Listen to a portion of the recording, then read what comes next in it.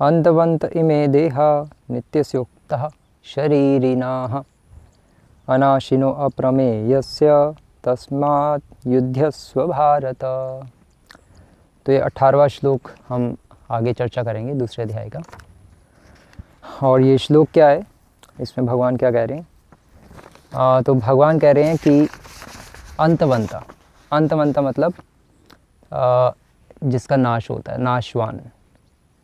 इमे देहा, इमे देहा मतलब कि ये सारे शरीर, मतलब भगवान अर्जुन को कह रहे हैं कि अर्जुन ये सारे शरीर नाशवान हैं और इन नाशवान शरीरों में नित्य स्युक्तः शरीरिणः, और इन नाशवान शरीरों में शरीरिणः मतलब आत्मा जो नित्य है, जो कभी मरती नहीं है, वो रहती है। तो कहने का पॉइंट ये है कि भगवान अर्जुन को कंपैरिजन दिखा रहे हैं कि एक तरफ तो अर्जुन ये शरीर है जो जिनका पैदा होते ही अंत शुरू हो जाता है, मतलब जैसे ही शरीर पैदा होता है उसका अंत भी साथ साथ शुरू हो जाता है। हम जैसे जैसे हैप्पी बर्थडे मनाते हैं तो वो एक्चुअली हैप्पी बर्थडे नहीं है, वो एक तरह से देखा जाए तो वो तो हम मृत्यु के पास जा रहे हैं, वो तो हम डेथ डे बना रहे हैं धीरे धीरे। हैप्पी बर्थडे एग्जैक्टली है नहीं। जैसे हम फॉर एग्जांपल कोई वॉशिंग मशीन लाते हैं, टीवी लाते हैं, तो वो तुरंत जब आता है नया होता है, धीरे धीरे फिर वो ख़त्म हो जाता है।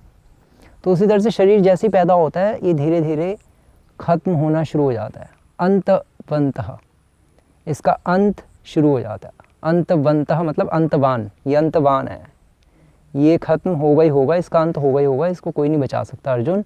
लेकिन इसमें जो आत्मा है नित्य स्योक्तः शरीरिणः, वो उसका कभी नाश नहीं हो सकता।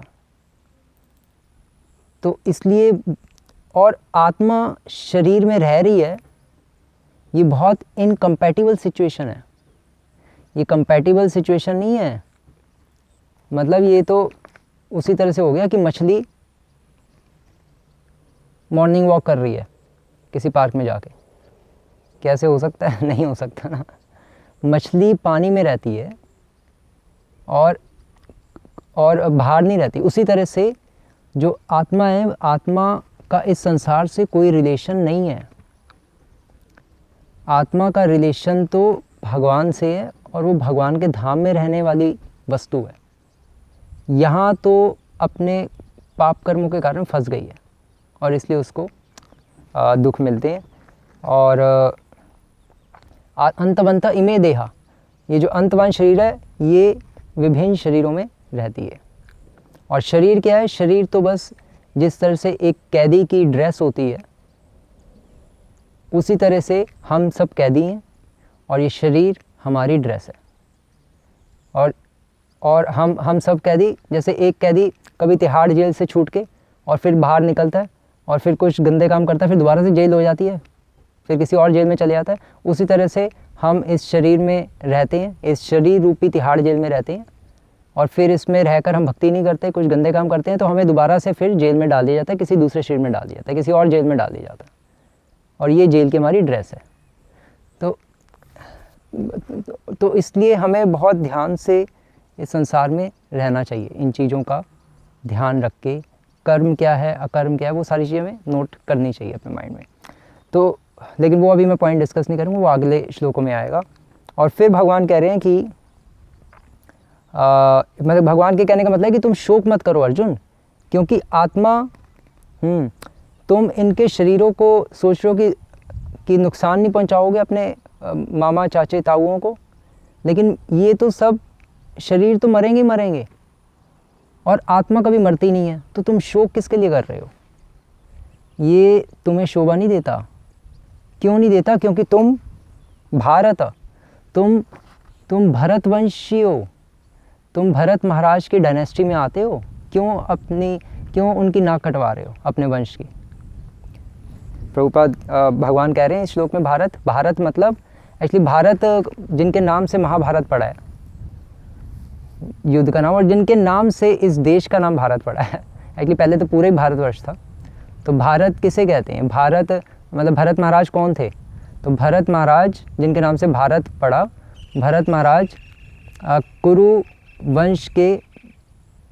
वंश में ऑलमोस्ट सबसे पहले के थे, जिनका वर्णन बिल्कुल पहले में जो थे लोग, जिनका वर्णन ऋग्वेद में भी आता है। तो भरत महाराज एक्चुअली कालिदास पोइट की कविता में भी उसमें भी आता है, जो दुष्यंत और शकुंतला के पुत्र थे भरत, उनके नाम से ही इस देश का नाम पड़ा भरत महाराज, मतलब इस देश का नाम पड़ा भारत।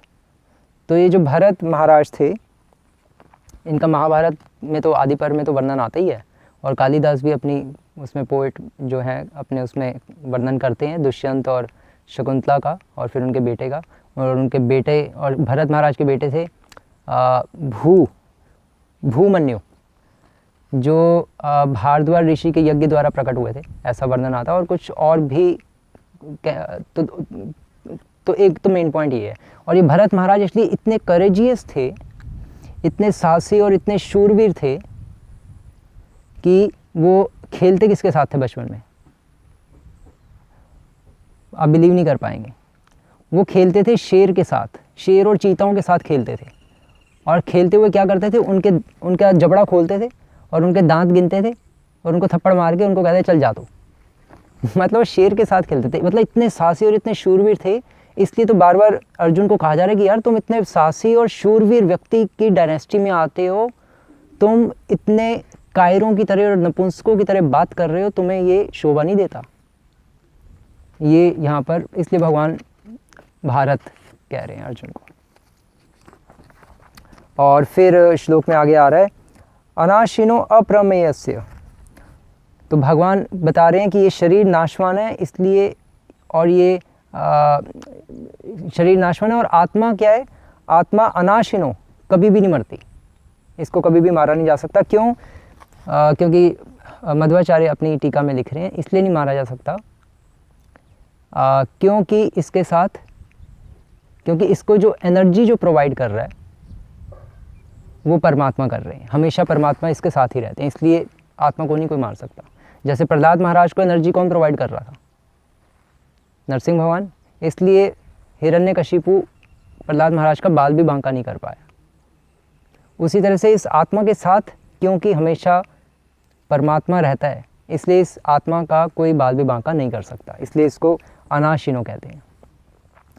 और फिर अनाशिनो अप्रमेयस्य, अप्रमेयस्य मतलब श्री प्रभुपाद लिख रहे हैं इमेजरेबल, जिसको नापा नहीं जा सकता। क्योंकि आत्मा इतनी छोटी है, इतनी छोटी है कि देख ही नहीं सकते, तो नापने की तो बात ही दूर है। तो कैसे नापेंगे, क्या डायमेंशंस हैं इसकी, कुछ कोई नहीं बता सकता। और इसलिए फिर भगवान कह रहे हैं अर्जुन को तस्मात् युद्धस्व भारत, कि इसलिए अर्जुन तुम युद्ध करो। किस लिए करो? क्योंकि ये सारे पॉइंट्स माइंड में रखते हुए, और तुम ये समझ लो बस कि तुम चाहे संसार में रहना चाहते हो, भोग करना चाहते हो, या मोक्ष प्राप्त करना चाहते हो, भोगार्थम मोक्षार्थम, जो भी करना चाहते हो तुम इस शरीर के द्वारा, ये शरीर भोगार्थम और मोक्षार्थम दो चीज़ों के लिए मिला, या तो भोग करो या मोक्ष प्राप्त करो। तुम इस शरीर को यूज़ करो, या तो तुम इन सबको मार के आराम से राज्य भोग करो, और या फिर तुम अगर मोक्ष भी प्राप्त करना चाहते हो तब भी तुम्हें इन सबको मारना पड़ेगा। क्योंकि अगर तुम नहीं मारोगे तो तुम अपने क्षत्रिय के, जो तुम्हारा क्षत्रिय का जो धर्म है उससे तुम विमुख हो रहे हो, और अपने धर्म से विमुख होने वाले की गति अधोगति होती है। और जो क्षत्रिय युद्ध करते हुए अगर जीतता है तब तो सुख उपभोग करता ही है, लेकिन अगर वो मरता भी है युद्ध में तो तब भी उसको स्वर्ग का भोग मिलता है। तो इसलिए युद्ध करो, ये इस श्लोक का मतलब है। हरे कृष्णा। श्री प्रभुपाद की जय।